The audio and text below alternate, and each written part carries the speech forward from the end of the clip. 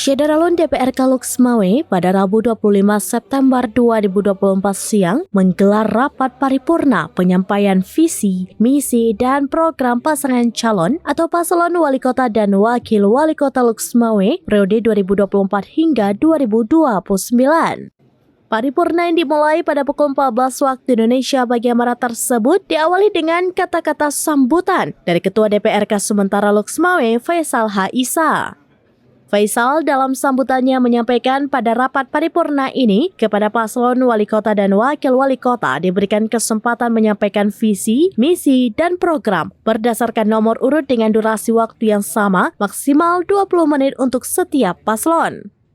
Pada kesempatan ini, Faisal juga menyampaikan kepada seluruh pasangan calon wali kota dan wakil wali kota Luxmawe bahwa dalam pelaksanaan pilkada nanti harus siap menerima kalah atau menang. Lalu, mengingat intensitas politik yang semakin hangat menjelang pesta demokrasi pilkada, banyak tim sukses dari masing-masing kubu kandidat akan mencari pengaruh untuk dapat memenangkan kandidatnya. Hal ini perlu dihimbau agar menghindari hal-hal yang dapat melanggar aturan yang telah ditetapkan oleh Komisi Independen Pemilihan atau KIP. Setelah itu, agenda baru dilanjutkan dengan penyampaian visi, misi, dan program dari keempat paslon sesuai nomor urut.